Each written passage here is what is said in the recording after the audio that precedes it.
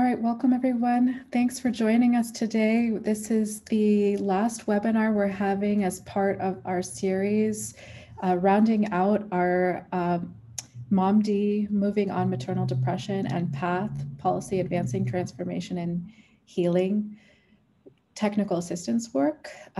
You have joined the webinar talking about moving from systems to policy change, financing opportunities.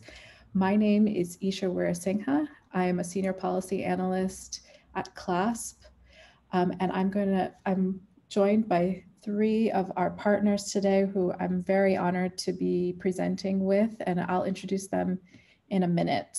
But first of all, I just want to go over some logistics. So as you know, and I'm sure you're very familiar with, we are on Zoom. If you haven't already, please introduce yourself in the chat with your name, organization, affiliation, your city and state. If you wouldn't mind, please make sure you're on mute while the speakers are presenting, and we'll provide opportunities to open up the line so we can have some discussion and questions. In the first set of slides, we're going to have a couple polls. So if you want, you can prep for them by texting Youth Team 426 to 22333, and you'll get a response via text. And then you can answer the questions. Alternatively, you can go to that link below, and I'll provide those instructions again, and my colleagues will as well in the chat. If you can provide any questions that you have, just put them in the chat box throughout the presentations. And we just wanted to let you know that this webinar is being recorded. So if you have colleagues that weren't able to join today, we will be sending this out at the end of the week. So please feel free to share. So to go over the agenda over the next hour, I'm going to give you all a very, very brief overview of our Mamdian path work.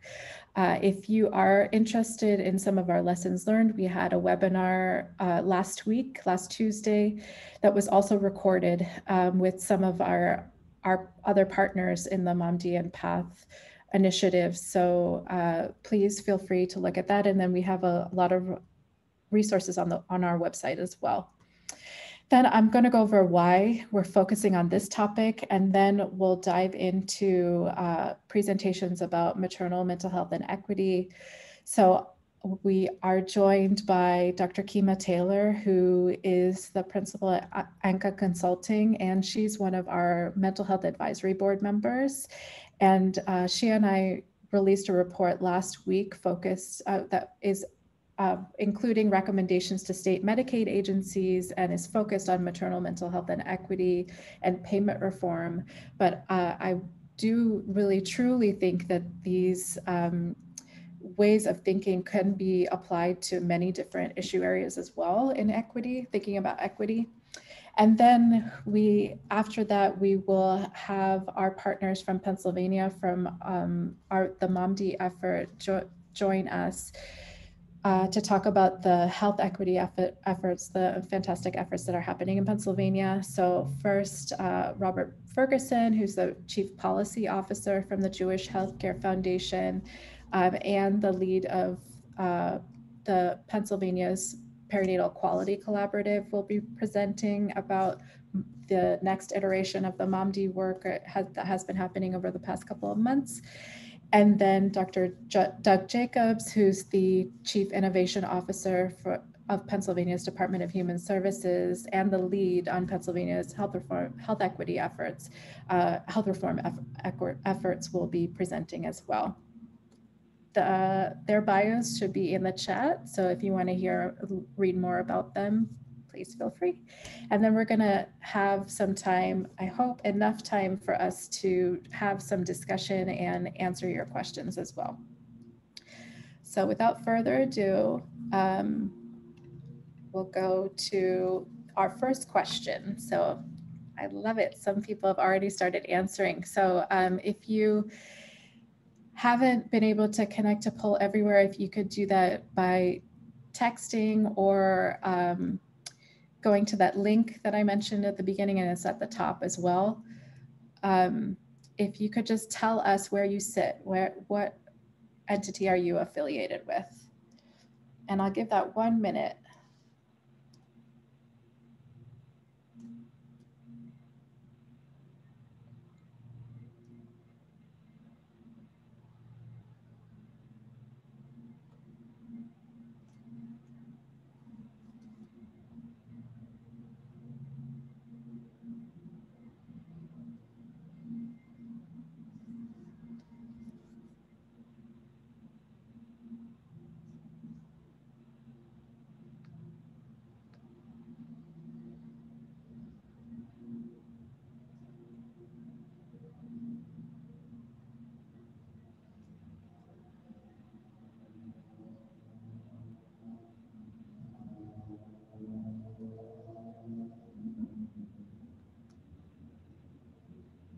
So it looks like we have a good mix of folks. So let me just move my,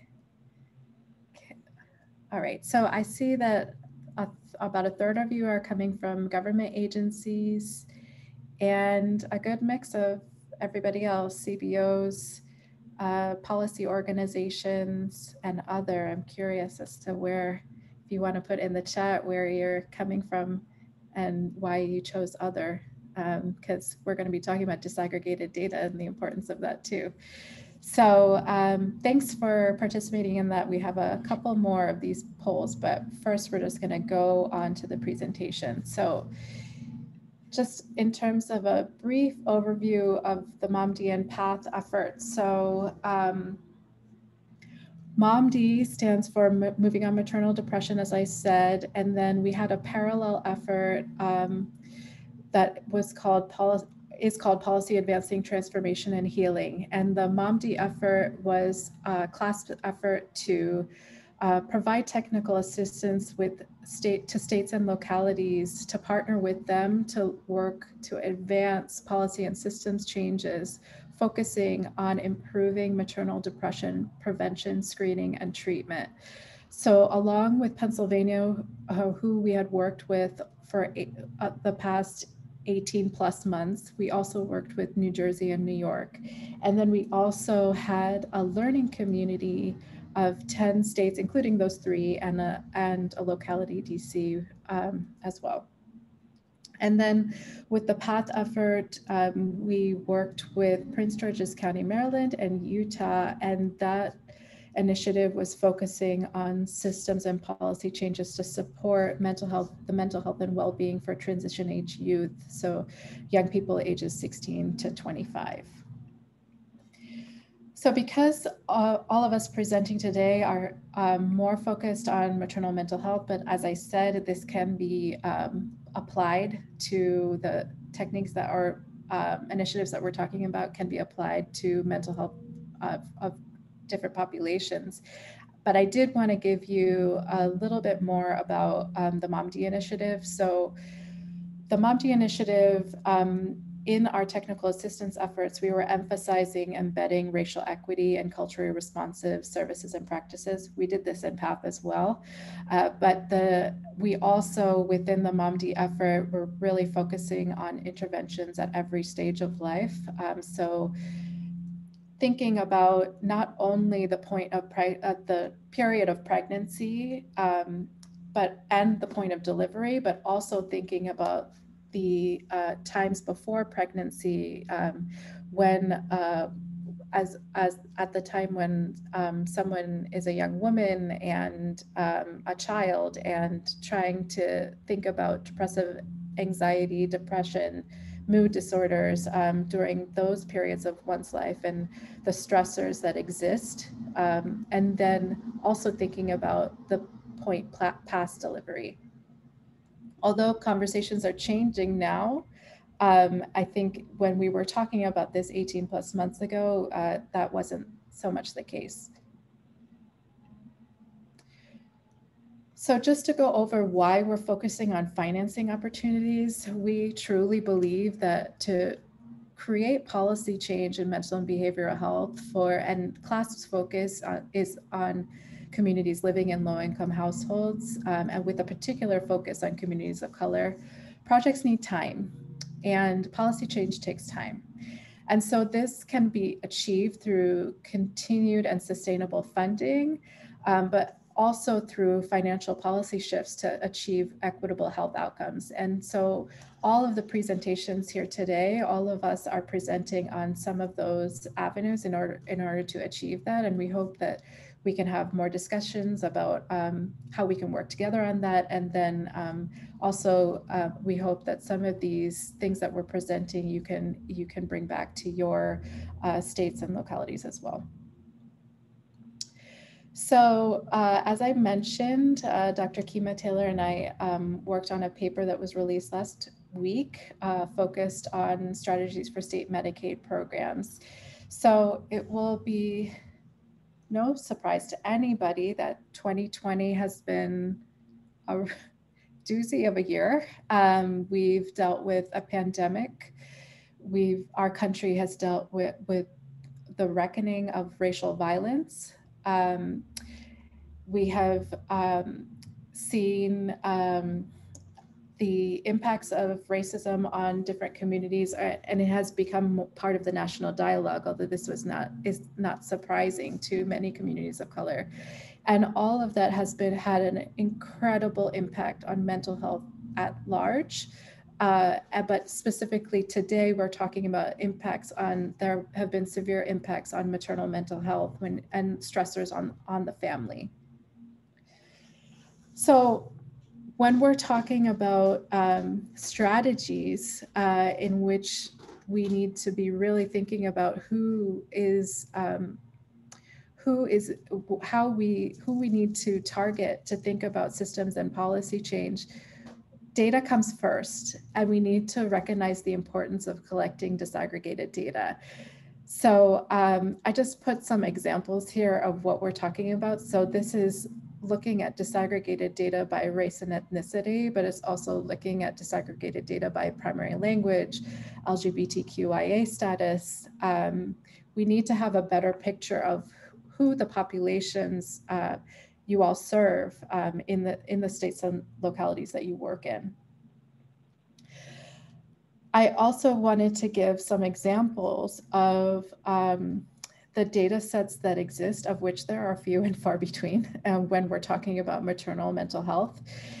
This table is from the California Healthcare Foundation. And so just to give you, I brought this thinking about 2020 and the fact that mental health has been exacerbated in moms, but these statistics were egregious in 2016 and 2017, as you can see here. So in a survey that the California Healthcare Foundation did of mothers in California, this is specific to the state, 21.7% noted that they had depressive symptoms both in the prenatal period and or the postpartum period. And as you can see, I'm sorry if it's really small, but that is somewhat disaggregated by race. And so 33% of that 21.7% of moms were African-American, almost 23% were Latina, 22% were Asian American and Pacific Islander, and then 17.8% were white. And so I also wanted to note that in the stats that I'm also going to show you on the next two slides, it's very likely when we're talking about communities of color, there's often stigma. There's stigma across the board when we're talking about mental health, but when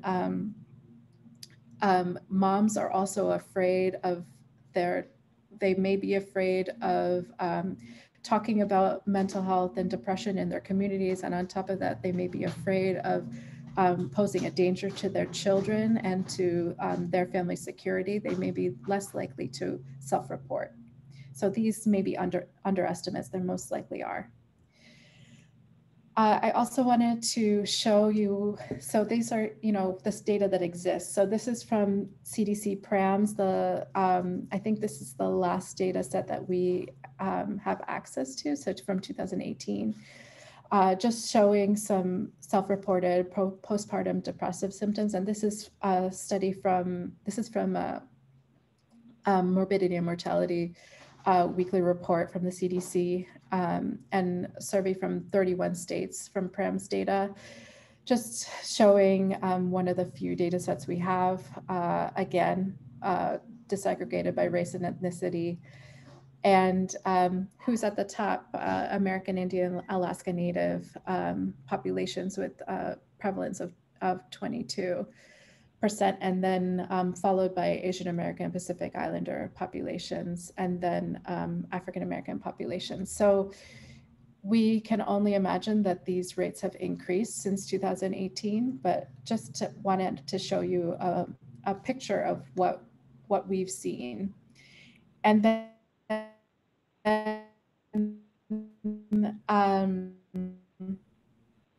also from data set, the higher number of moms who are enrolled in Medicaid, so 17.2%.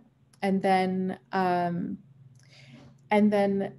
the bottom two tables, I put them there just to talk about, again, the importance of addressing the life course. So some of these moms had self-reported depression before they were pregnant. So at what points should we be intervening, and should we be asking moms and building their trust to make sure that services are available to them, to make sure that they feel supported, and that their mental health is supported as well.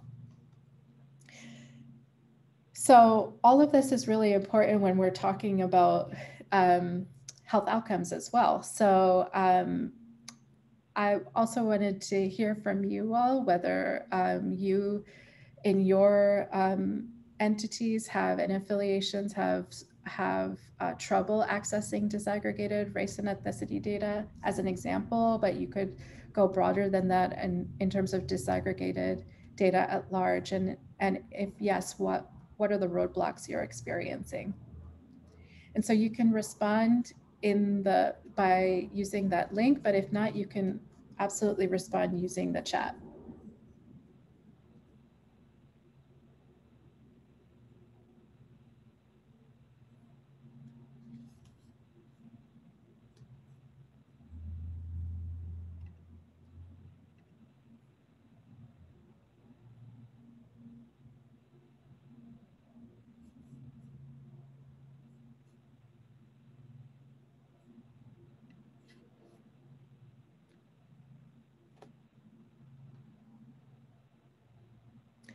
All right, so this one, if you are experiencing the same thing, you could upvote it as well. But so one of the responses we got is that many people choose other, which is not descriptive, and there are struggles, organizational struggles, to ask the questions. And then we see occasionally low response rates for individuals who choose not to disclose their race. Of course, those are concerns too. There's someone noted that they disaggregate by Asian American Pacific Islander data. See that people disaggregate by language, that there's not always enough options for people. There's an issue of small populations. Yep, we hear that a lot, sample sizing.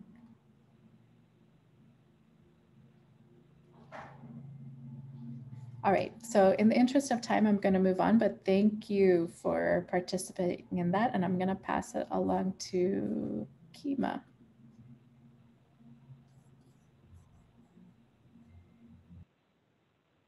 Not as helpful if you stay muted.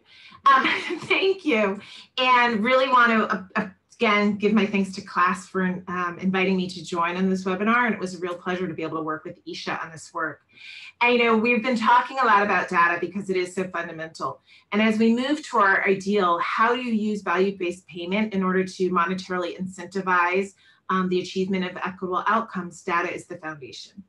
And if you have data limitations on race, ethnicity, sexual orientation, gender identity, primary language, you're going to run into trouble. And I just want to be clear, I recognize what we're about to talk about is not easy. I don't want to give the idea that you just have to click your fingers. I've worked in many aspects of the healthcare system, and change is hard. And racism, sexism, homophobia is so baked into our systems. And then you layer on top of that the mental health and substance use stigma, and it is really a challenge. And so the work from data collection to development of this payment incentive and initiation is really going to take leadership, deep commitment, perseverance, and clear vision. This is new stuff. This isn't just tweaking what you always did or stealing from another state what they've done. If we had it perfectly and that's something you could just import, we wouldn't be having this conversation because we'd have several states that already have equitable outcomes in the maternal health field. And so I do want to acknowledge that this is new, difficult, but we can truly learn from lessons of the past. We can truly learn from community. Many communities know they have these inequities and have survived and cared for one another with their young pregnant women and their loved ones. And so listening to what has come before within the health space and outside of the health space is going to be really important, because we can't allow ourselves to reinvent a wheel, pretend like, oh, this is totally new, now we're talking about health equity. Start to reinvent a wheel, get tired, and leave us where we are today with the same inequities.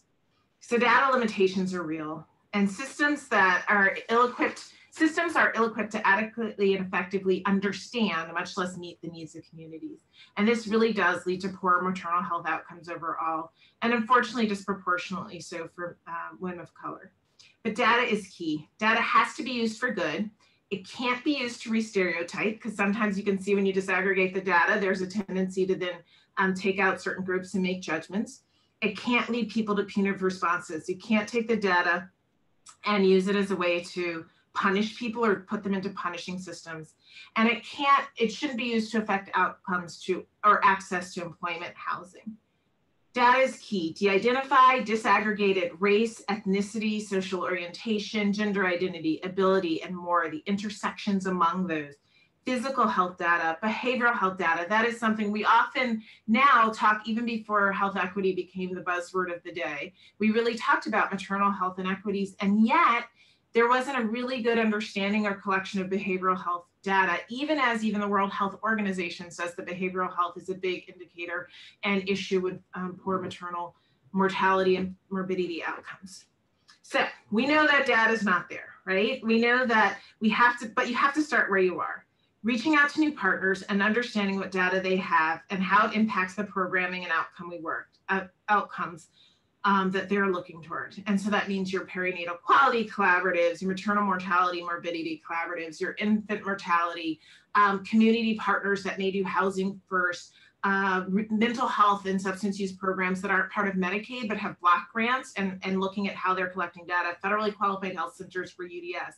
And use as a foundation to understand what your data limitations are, where it is and is not disaggregated, and then sitting down with consumers and provider stakeholders to ID what data you have, what data you want, and what data you need to really evaluate whether you're going to achieve equitable outcomes, and recognizing that data has to be disaggregated. And so I wanted to show this slide, the next slide, not to freak people out, but was, Isha, if you could change it. But it was this, I actually recommend looking at this report. It was a report on informing substance use policy and practice. So I recognize it's not necessarily germane to this. But what they did as part of this is they said, how can we think of all of the possible data systems that exist that might touch the populations we're talking about? And look at all those data sets they come up with. And that's what I mean by thinking outside of the box and just throwing the box away and just thinking, because there's many places where people who are pregnant are touched by systems who collect data, be it disaggregated or not. But when it is, it can start help you to understand what the needs are. Next slide. So Isha and I have beaten this data piece to death, right? But it is so fundamental and important. But I want to talk about some of the other pieces that are important to getting to this value-based framework. And the second really has to do with Medicaid itself. And not that Medicaid is unique in terms of a lot of systemic racism and other homophobia and sexism and ableism built in. It is not unique, but I think that it's in a particular place that it can be a leader and really stand out. And that's going to require Medicaid to really understand itself, though. And the first step is really understanding who are its beneficiaries, who's left out, who's eligible but not enrolled, what are the demographics of the populations, what are their needs. And again, Black, non-Hispanic, white, non-Hispanic, and Hispanic is not enough. The data needs to be disaggregated. I completely understand there's a small number, but maybe that's where you go out and do qualitative interviews in communities to understand, or behind that asterisk, to understand what the needs are. And it may mean a need to provide information and education on how systems can better ask patients to identify their race, ethnicity, sexual orientation, gender identity, because it does require a certain amount of humility and understanding and trust building. But really understanding who the beneficiaries are. Then there's a period really of self-reflection, and it's that implicit and explicit bias training, which is ongoing education, but not just to change the behavior of employees, which is what a lot of that training is, and it is incredibly important, but also to kind of put on a new set of glasses to help those folks understand how ways of doing business as usual may be increasing inequities. And it's teaching how to look at what you're doing differently to see, is this improving or is this helping to eliminate inequities? Which then gets to the third point, is really looking at that infrastructure with an equity lens to look at those policies, practices, procedures, contracts. Are they inadvertently creating policies that increase inequity? Are there others that are decreasing inequity? Is culturally and linguistically effective programming a part of the contract requirements? And if so, how is this designed and how is it monitored? And I will say that I use culturally and linguistically effective programming because what I mean is it has to be culturally and linguistically relevant, but also the idea that it's going to improve health outcomes. So I've been a part of many systems that have amazing translation services, and they're offering linguistically appropriate services, and you're explaining why you're not going to do something. So that's not really what we're looking for. We're looking for something that is going to improve outcomes. And so I, for that reason, use culturally linguistically effective programming. A lot of times in this space, we talk about network adequacy, and that is, kind of our focus on making sure people have access to care. But rarely do we talk about whether this network is adequate in terms of culturally and linguistically effective care. And so it's really looking at that infrastructure to say, what is in place that is helpful, what is in place that may be harmful, and how do we change that? And that gets to kind of the fourth piece, which is talking with beneficiaries in their community. What do they deem as culturally linguistically effective services? What providers are they using? Because often these providers are from and of community but may not receive Medicaid funding for myriad reasons, but those are the providers that are offering the most effective care and probably should be a part of Medicaid. So who is it that the beneficiaries are identifying as helpful sources, and what are those providers providing? And I use providers in the broadest of senses, not just like OBs, but OBs, doulas, nurse midwives, peer counselors, but the people who are engaged in and in relationship with the pregnant person to ensure that they have positive outcomes.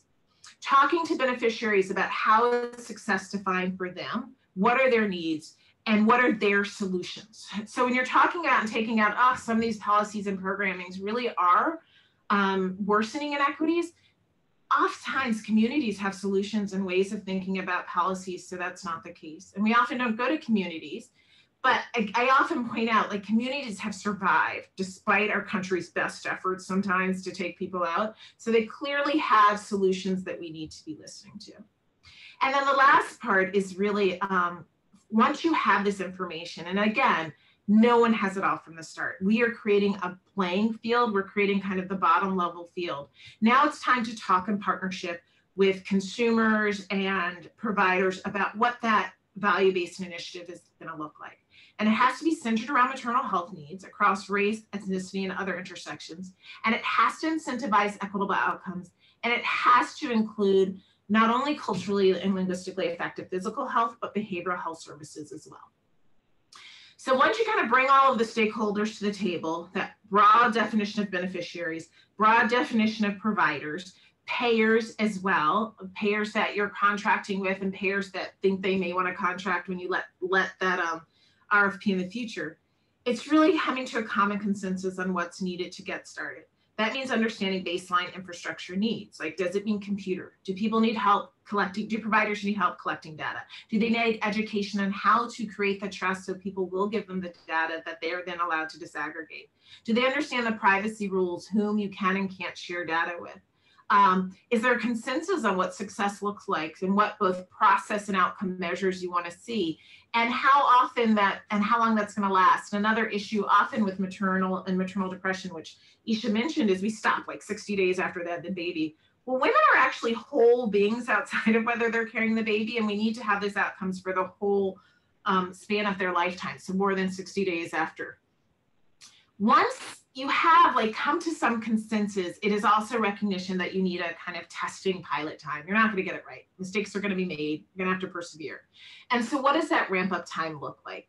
What is expected in terms of a culturally and linguistically effective bundle of care? What is the timeline to equity? And by that, I mean, at what time do you say we put forth these stick and carrot parameters on improving equitable outcomes? When does that go into play?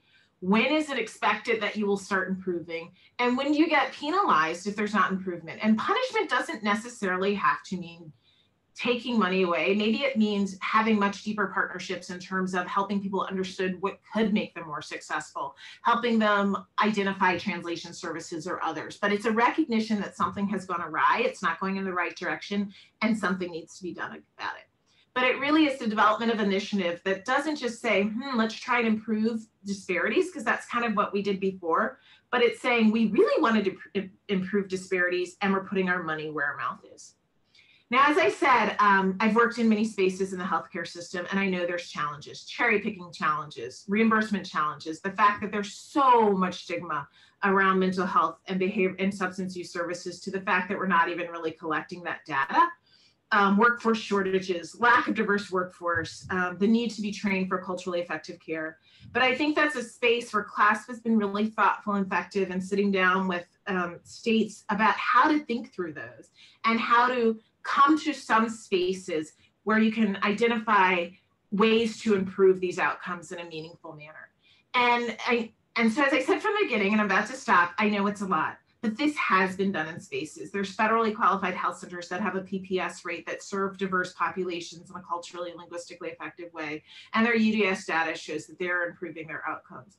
There have been work, around other stigmatized diseases like HIV, and how to think about where there are gaps and where there are not gaps, and how to include planning councils. I mean, I think one great piece that often we don't think about is how to work with, and Medicaid can do this, how to work with providers and payers to create community advisory boards that can help them identify and think about where to really put their efforts, and where to really think about how to gauge success and how to gauge where you're not having success, and then what you do about it, not just giving up, but saying, okay, let's try this the next time. So with that, I'm going to stop and definitely welcome questions as they come in the chat or as we have our conversation later.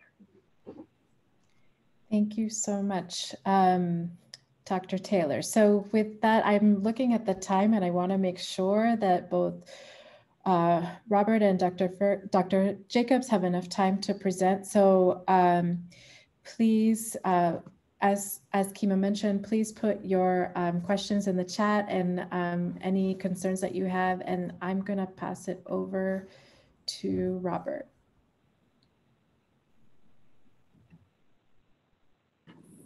Thank you very much. And I'm Robert Ferguson. I'm the Chief Policy Officer at the Jewish Healthcare Foundation, and I'll be talking about an example in Pennsylvania in terms of how we worked with the state Mamdi team to figure out how to continue, sustain, and even to build on and expand the Mamdi work that was started through the Pa Ppc as an action and implementation arm in Pennsylvania. So, as was noted earlier, a lot of the states have a PQC, and this is a slide from the CDC website that I pulled this morning, and it simply indicates which states have a functioning PQC. And you can also use this link to figure out the main contact at each of your perinatal quality collaboratives to reach out to them to see if they would want to be involved in helping to adopt some of the key interventions that your state identified through the Mamdi Initiative. And just giving a quick background on the PAPQC for context, the PQC originally had three main aims listed on the slide, and it was launched in April of 2019. And the main overarching goal is to reduce the rates of maternal mortality and morbidity. And within that, our initial focus has been to improve the identification of and care for pregnant individuals with opioid use disorders, as well as opioid exposed newborns. And that is because about half of pregnancy associated deaths are attributed to substance use disorders. And of course, a very large proportion of that is related to opioid use disorders. So, but just in terms of a definition of a common PQC and the functions of the PAPQC, we begin by recruiting birth hospitals and their outpatient practices and community partners and agencies. And the first step is that these providers and community agencies form a team. Once they have a team of a multidisciplinary quality improvement team with the champions and leaders, they then participate in quarterly learning sessions. These sessions have basically one goal, and that is to equip the teams with tactical how-to information in terms of how to actually adopt these best practices and key interventions through quality improvement cycles. And the PAPQC staff is mainly comprised of coaches who are skilled in guiding these teams through the process of implementation using implementation science and quality improvement principles. And then at the end of each quarter, we ask them to report out on a common set of data that is related to those goals, including some surveys to capture the structural measures in addition to the process and outcome measures. And that basically restarts the process, with the idea being that you need to use your data to figure out how to continuously improve your adoption of these key interventions. And for those who are familiar with how to actually adopt and implement a new practice, context is absolutely everything. And I think context is everything in this case as well, in terms of how the PQC itself has adopted and taken on the key interventions within the Mamdi Initiative. So just to give some specific context in terms of the PAPQC, its history going back prior to April 2019 was based on the fact that it was formed by action groups and diverse statewide collaborative of partners who wanted Pennsylvania to be on that CDC map, to have a PQC. And the Jewish Healthcare Foundation entered into the middle of that and basically said, we are willing to actually house the PQC and administer it on behalf of the stakeholders in Pennsylvania. And it's because of that collaborative history that we take it very seriously that the goals and priorities of the PQC is set by its stakeholders, and our job is just to figure out how to operationalize it and make it happen. And the initial set of priorities, as I mentioned, was funded by the Department of Drug and Alcohol Programs around opioid use disorders. We also had a second source of funds from a local foundation called the Henry L. Hillman Foundation. This grant enables the PQC to address additional causes of pregnancy-related deaths. And this is how we were able to quickly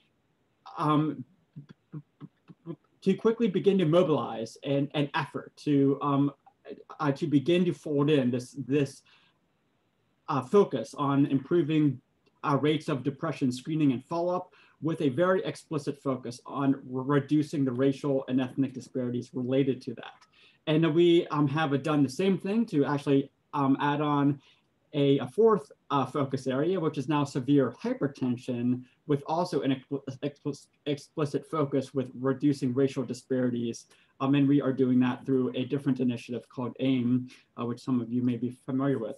So in terms of a deeper dive, in terms of how we began to include the Mamdi Initiative within the PQC, we began by forming a statewide diverse coalition and a task force.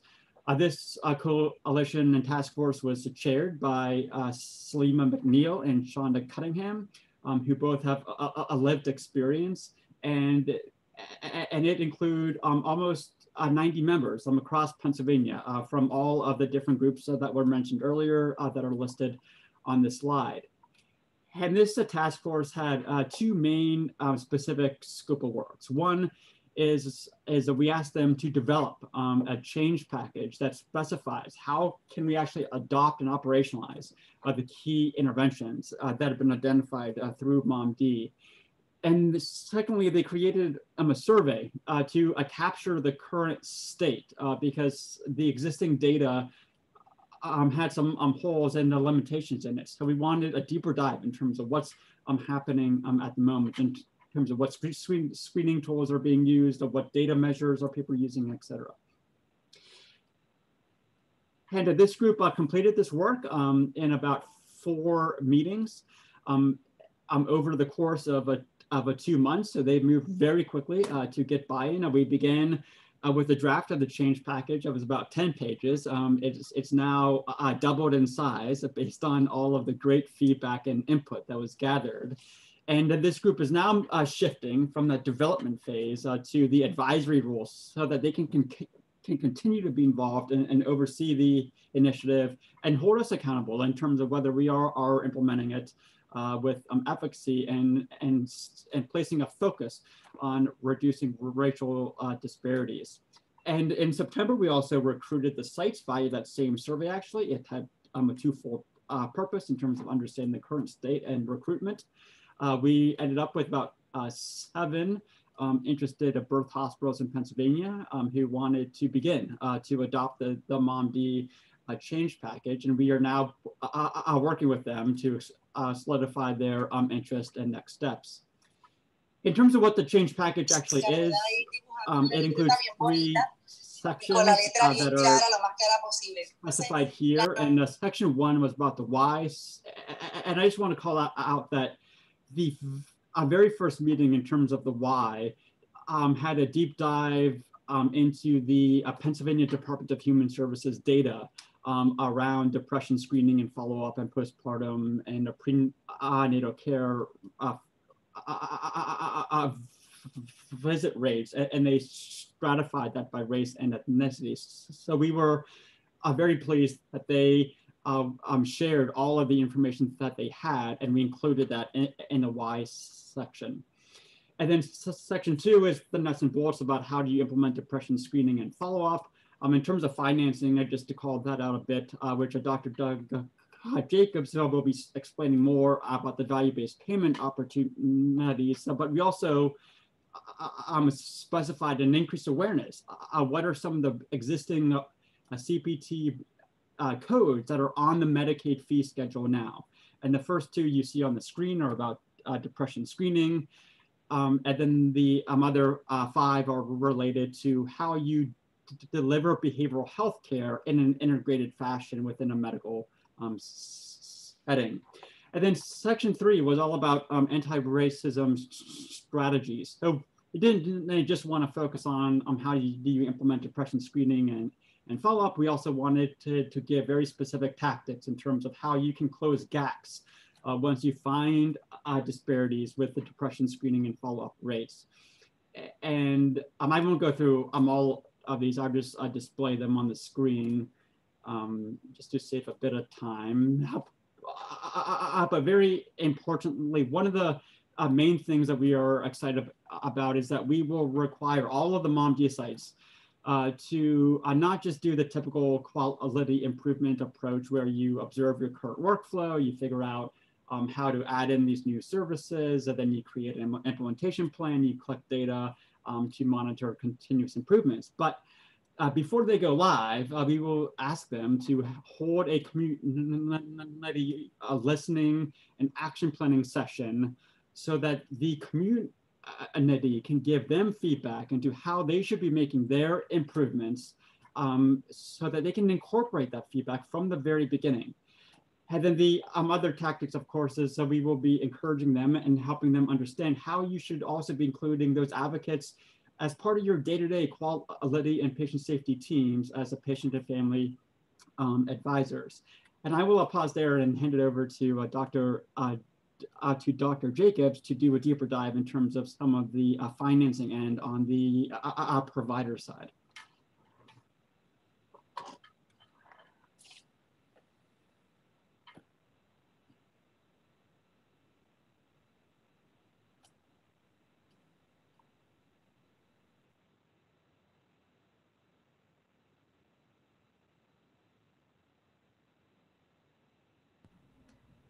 Dr. Jacobs, you're on mute. You're on mute. Can you hear me now? So better. All right. Classic. Okay. My name is Doug Jacobs. I'm the Chief Innovation Officer at the Department of Human Services in Pennsylvania. And so my goal here is to just give an example of some of what's been talked about today, hopefully to make it a little bit more real in terms of what we're actually talking about. I'm an internal medicine physician by training, so definitely relied on a lot of OBGYNs in the making of a lot of this work. So, really great partnership with CLASP and with Robert and the Pa Ppc as well. In the blog that actually CLASP published, they go through 3 steps, and I want to go through those 3 steps and how they apply to Pennsylvania specifically. So the first step is to work with partners from a range of sectors to improve data collection across health and social metrics, including process, use, and stratification. And so Pennsylvania is an interesting state in that we have a behavioral health carve out. We have both a physical health Medicaid managed care organizations, behavioral health Medicaid managed care organizations, and also we have a separate managed long-term services and supports program through MCOs as well. And each one of those different sectors actually has different history in terms of stratifying their data by race and ethnicity. And so on the physical health side, we've actually, for many years, been stratifying data by race and ethnicity and had a history there. And we've known about these pretty profound disparities and in terms of racial inequities in care and health outcomes on the physical health side specifically. And so, for example, we've known about the 3-to-1 maternal mortality gap between Black mothers and white mothers. We've known that there's a greater than 10% difference in the access to well child visits. There's been a statistically significant difference in the access to timely prenatal care. And we've been sharing this information with our Medicaid partners, our Medicaid MCOs for many years. And these disparities have been persistent. So for the first year, we're making some changes to really try and address that. Step, and I'll get there in a second. Step 2 was really everything that Robert talked about, which was better understand those who are enrolled in Medicaid programs, who's being left out, focusing on state infrastructure, and serious staff self-reflections using a racial equity lens. And so through our partners with the Pennsylvania Perinatal Quality Collaborative, we talked with our Medicaid MCOs, our commercial payers, regional business groups on health, providers, OB-GYNs, family medicine doctors, and some of these persistent racial disparities and how we might start to improve.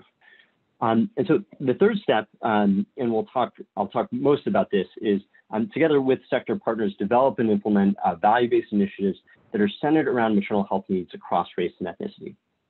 So I'm going to be talking about 3 different programs today that really seek to do just this. The first is specifically an equity incentive program. The second is maternity care bundled payment, which is a kind of value-based purchasing arrangement, and I'll talk about that. And the third piece gets to some of these underlying root causes of some of these disparities as well. Understanding that a lot of this is geographic based in historical racist redlining practices. And so how do we begin to combat those underlying root causes? And it's really tying together payers, providers, community-based organizations, agencies in that process. And that was announced recently as part of a health reform package by our governor on October 2nd. So starting with the equity incentive program, I just want to first talk briefly about the structure of our Medicaid program, because it's important to understand how this actually works. So say you're a Pennsylvanian in Medicaid and you break your leg. You would go to a network provider, and that network provider would be reimbursed for that services by a physical health MCO, because a broken leg is a physical health thing. And we as a state give a capitation rate, which is a certain amount of money every year to the physical health MCOs to pay for the care. Similarly, on the behavioral health side, we have a behavioral health carve-out. So if you have depression and you want to go to a therapist, that is paid by a separate insurance company, a behavioral health MCO, and the state also reimburses a capitation rate to that behavioral health MCO. And so those right there are called the capitation rates.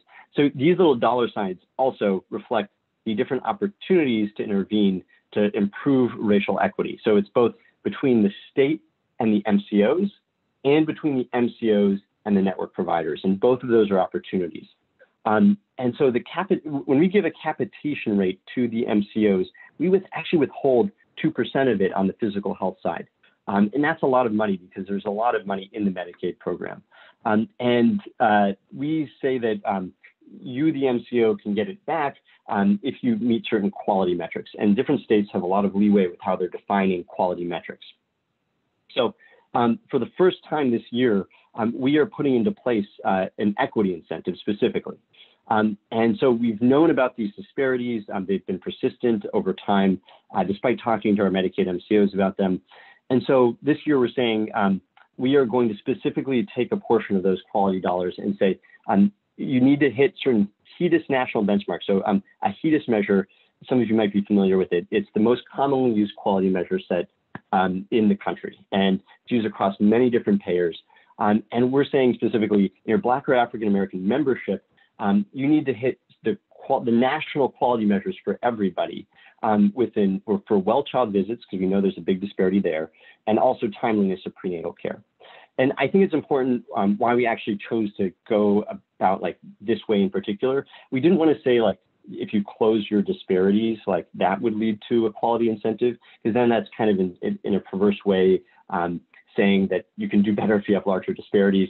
And so we really want to make sure that we are holding the Black community to the same standards that we hold the entire MCO to, and try and close some of these persistent disparities over time, and start to reduce some of these profound inequities. So we initially also were going to add hypertension and diabetes control to these measures.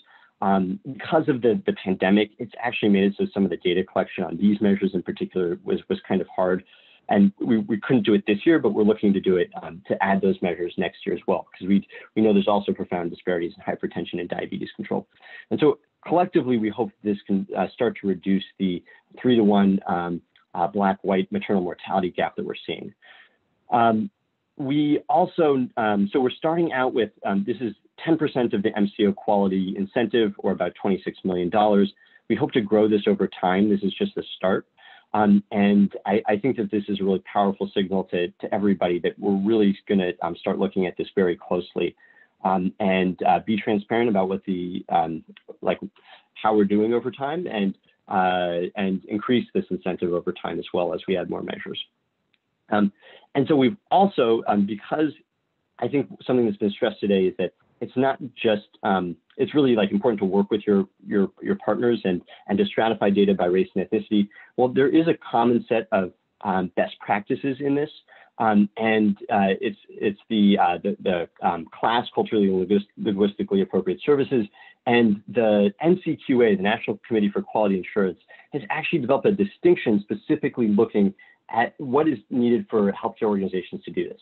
It's called the NCQA distinction in multicultural healthcare. And so we've required this of our physical health MCOs in the past. So the first MCO in the country to achieve this distinction is from Pennsylvania. We've had 4 more achieve the distinction since that time.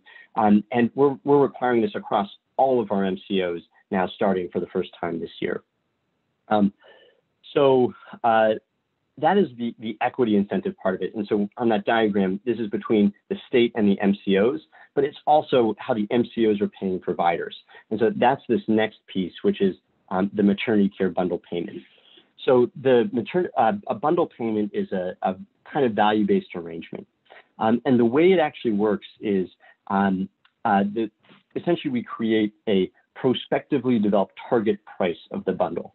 And this prospectively developed target price is based on certain factors that include the trimester that the woman is in, the historical spend that provider has, and a blend of the regional mix of C-sections and vaginal deliveries. And so this would be not only for the pregnancy episode, but also 60 days postpartum, because as we know, kind of, Isha went through some of the data today. I think like postpartum issues, postpartum depression, substance use disorder, it all is incredibly important for reducing maternal mortality. So we are, so the way this works, so you have a prospectively developed target price, and then we see there's actual fee-for-service payments that are made to the maternity care team. And so those are made one by one. And at the end of the day, if there is less payments made to the maternity care team, meaning that there's less like health needs overall, and there's an improvement in health, it develops a shared savings pool. And so the providers can make some of that shared savings pool back if they hit certain quality metrics. And I know this is a little bit more complicated, but I think I'll try to distill it down in terms of what we're trying to incentivize in a second. And so that shared savings pool is based on that quality performance. And there's, again, this is not only the prenatal care episode, not only the delivery, but also 60 days postpartum. And so these quality metrics that I'm going to show you that we're incentivizing were developed by talking with the Pennsylvania Perinatal Quality Collaborative. And I realize I'm actually running out of time, but so I'm just going to put them all up on the screen. This is to say that it's not just physical health, it's not just behavioral health, it's also social determinants of health. And many of these are HEDIS measures, but we're also specifically incentivizing a health equity score in particular, which is achieving those national benchmarks, in particular among Black membership. And so I could go more into that, but I'm just gonna, I realize I only have 2 minutes left. So just to touch base on what these regional accountable health councils are, we know that there's profound differences in our communities, and a lot of those differences in life expectancy can be more than 20 years based on where you're born. And it very much is correlated with historic redlining. And this is true in Pennsylvania, it's true in many states across the country. And even after the pandemic, communities of color have been hit particularly hard, these same exact communities that have been victims of this historic redlining as well. And so the Regional Accountable Health Councils is an effort through the MCO agreements to have everybody come together and focus on what these health equity issues are, connecting to what the communities are saying they need. And we'll use this regional planning as a way to change our the way we're incentivizing care in the future. So with that, I'll stop. I think I got 1 minute to spare. Thank you so much, Dr. Jacobs. And I know you had to pack a lot into a very short amount of time. So thank you so much. And thank you to Dr. Jacobs and Mr. Robert Ferguson and Dr. Kima Taylor. Appreciate all of you joining us today. And I just wanted to, I hope that you all saw the through line through our presentations. You know, CLASP is really big on talking about equity and racial equity, and also bringing out the voices of lived experience in the work that we're doing. And we are really proud to have partnered with Pennsylvania over the past 18 months or so. And so really, we're very happy to be presenting with them here. I'm very sorry we don't have enough time for questions. Please, as my colleague, Dr. Nia Westby put in the chat, if you have questions, go ahead and reach out to me via email. I have a long last name, but it's right there in the chat. And then I can direct your questions to any of our speakers. Thanks so much for joining, and we hope to connect with you all soon. Thank you.